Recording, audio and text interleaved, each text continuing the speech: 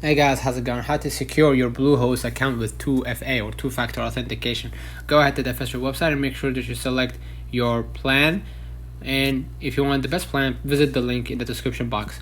Now what we're gonna do, if you want to set up a two-factor authentication, log into your account manager. A pop-up window will appear. It will notify you about the new account security features for your account. Click continue to proceed. You will receive a verification code in your account's email address.